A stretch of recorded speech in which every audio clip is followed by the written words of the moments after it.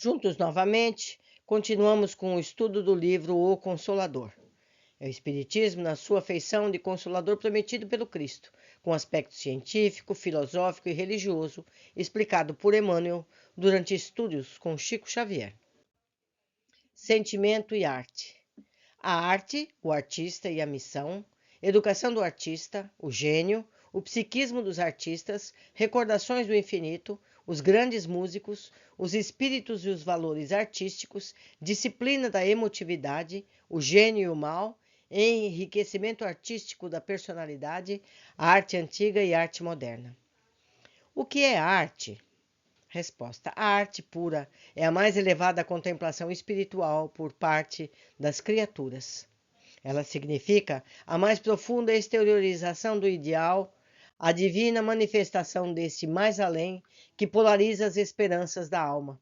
O artista verdadeiro é sempre o médium das belezas eternas e o seu trabalho, em todos os tempos, foi tanger as cordas mais vibráteis do sentimento humano, alcançando-o da terra para o infinito e abrindo em todos os caminhos a ânsia dos corações para Deus, nas suas manifestações supremas de beleza e sabedoria, de paz e de amor.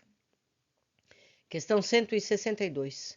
Todo artista pode ser também um missionário de Deus?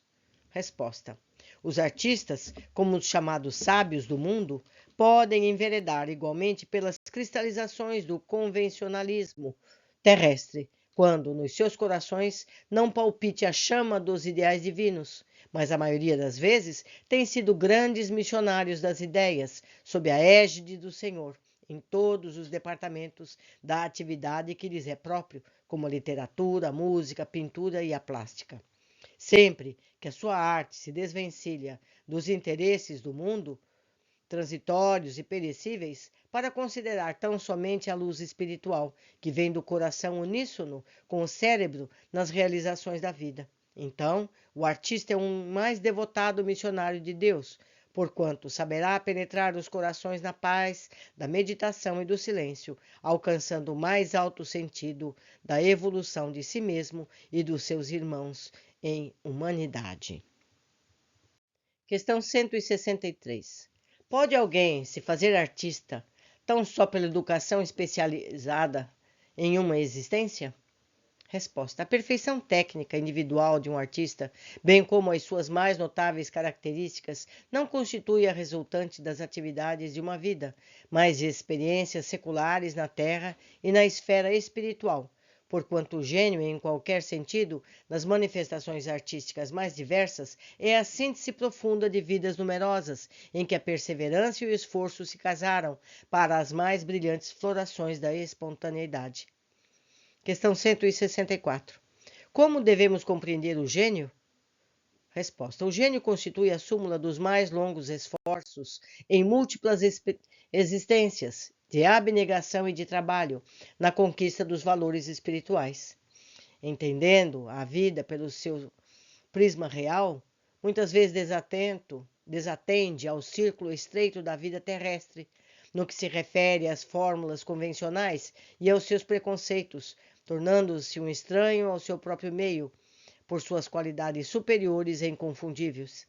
Esse é o motivo por que a ciência terrestre, encarcerada nos cânones do convencionalismo, presume observar no gênio uma psicose condenável, tratando-o quase sempre como célula enferma no organismo social, para glorificá-lo muitas vezes depois da morte, tão logo possa atender à grandeza da sua visão espiritual na paisagem do futuro. Questão 165. Como poderemos entender o psiquismo dos artistas tão diferentes do que caracteriza o ser humano comum? Resposta: o artista, de um modo geral, vive quase sempre mais na esfera espiritual que propriamente no plano terrestre. Seu psiquismo é sempre resultante de seu mundo íntimo, cheio de recordações infinitas das existências passadas ou das visões sublimes que conseguiu apreender nos ciclos de vida espiritual antes da sua reencarnação no mundo. Seus sentimentos e percepções transcendem os do ser humano comum pela sua riqueza de experiências no pretérito, situação essa que por vezes dá motivos à falsa apreciação da ciência humana, que lhes classifica os transportes como neurose ou anormalidade nos seus erros de interpretação. É que, em vista da sua posição psíquica especial, o artista nunca cede às exigências do convencionalismo do planeta, mantendo-se acima dos preconceitos contemporâneos, salientando-se que, uma vez, na demasia das inconsiderações pela disciplina, apesar de suas qualidades superiores, pode entregar-se aos excessos nocivos à liberdade, quando mal dirigida ou falsamente aproveitada. Eis porque, em todas as situações, o ideal divino da fé será sempre um antídoto dos venenos morais, desobstruindo o caminho da alma para as conquistas elevadas da perfeição. Questão 166. No caso dos artistas que triunfaram sem qualquer amparo do mundo, se fizeram notáveis tão só pelos valores da sua vocação, traduzem suas obras alguma recordação da vida no infinito? Resposta. As grandes obras-primas da arte, na maioria das vezes, significam a concretização dessas lembranças profundas. Todavia, nem sempre constituem um traço das belezas entrevistas no além, pela mentalidade que as concebeu, e sim recordações de existências anteriores, entre as lutas e as lágrimas da terra. Certos pintores notáveis, que se fizeram admirados por obras levadas a efeito sem os modelos humanos, trouxeram à luz nada mais nada menos do que suas próprias recordações, perdidas no tempo, na sombra apagada da paisagem de vidas que se foram. Relativamente aos escritores, aos amigos da ficção literária, nem sempre as suas concepções obedecem à fantasia, porquanto são filhas de lembranças inatas com as quais recompõem o drama vivido pela sua própria individualidade nos séculos mortos. O mundo impressivo dos artistas tem permanentes relações com o passado espiritual, de onde eles extraem o material necessário à construção espiritual de suas obras. Questão 167. Os grandes músicos, quando compõem peças imortais, podem ser também influenciados por lembranças de uma existência anterior? Resposta.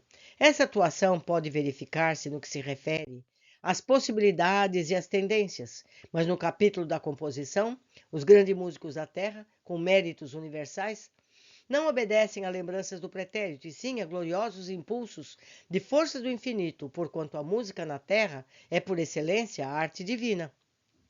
As óperas imortais não nasceram do lodo terrestre, mas da profunda harmonia do universo, cujos cânticos sublimes foram captados parcialmente pelos compositores do mundo em momentos de santificada inspiração.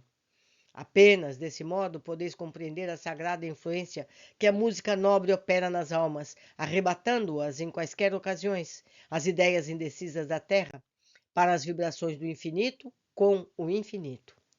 Questão 168. Os espíritos desencarnados cuidam igualmente dos valores artísticos no plano invisível para os seres humanos? Resposta. Temos de convir que todas as expressões de arte na Terra representam traços de espiritualidade, muitas vezes estranhos à vida do planeta. Através dessa realidade, podereis reconhecer que a arte, em qualquer de suas formas puras, constitui objeto da atenção carinhosa dos invisíveis, pois possibilidades outras que o artista do mundo está longe de imaginar. No além, e com o seu concurso que se reformam os sentimentos mais impiedosos, predispondo as entidades infelizes a experiências expiatórias e purificadoras. E é crescendo nos seus domínios de perfeição e de beleza que a alma envolve para Deus, enriquecendo-se nas sublimes maravilhas. Questão 169. A emotividade deve ser disciplinada? Resposta. Qualquer expressão emotiva deve ser disciplinada pela fé, porquanto a sua expansão livre, na base das incompreensões do mundo, pode fazer-se acompanhar de graves consequências. Questão 170. Com tantas qualidades superiores para o bem, pode o artista de gênio transformar-se em instrumento do mal? Resposta. O ser humano genial é como a inteligência que houvesse atingido as mais perfeitas condições de técnica realizadora. Essa aquisição, porém, não exime da necessidade de progredir moralmente, iluminando a fonte do coração. Em vista de numerosas organizações geniais não haverem alcançado a culminância de sentimento, é que temos contemplado muitas vezes no mundo os talentos mais nobres encarcerados em tremendas obsessões ou anulados em desvios dolorosos, porquanto acima de todas as conquistas propriamente materiais, a criatura deve colocar a fé com o eterno ideal divino. Questão 171. De modo geral, todos os seres humanos terão de buscar os valores artísticos para a personalidade? Resposta: sim. Através de suas vidas numerosas, a alma humana buscará a aquisição desses patrimônios, porquanto é justo que as criaturas terrenas possam levar da sua escola de provações e de burilamento o que é o planeta, todas as experiências e valores suscetíveis de serem encontrados nas lutas da esfera material. Questão 172. Existem de fato uma arte antiga e uma arte moderna? Resposta: a arte evolve com os seres humanos e representando a contemplação espiritual de quantos a exteriorizam. Será sempre a manifestação da beleza eterna, condicionada ao tempo e ao meio de seus expositores. A arte, pois, será sempre uma só, na sua riqueza de motivos, dentro da espiritualidade infinita. Ponderemos, contudo, que, se existe hoje grande número de talentos com a preocupação excessiva de originalidade, dando curso às expressões mais extravagantes de primitivismo, esses são os cortejadores inquietos da glória mundana, que, mais distanciados da arte legítima, nada mais conseguem que refletir a perturbação dos tempos que passam, apoiando o domínio transitório da futilidade e da força. Eles, porém, passarão, como passam todas as situações incertas de um cataclismo, como os zangões da sagrada colmeia da beleza divina, que, em vez de espiritualizarem a natureza, buscam deprimi-la com as suas concepções extravagantes e doentias. Concluímos hoje mais um capítulo. Espero todos no próximo. Abraços!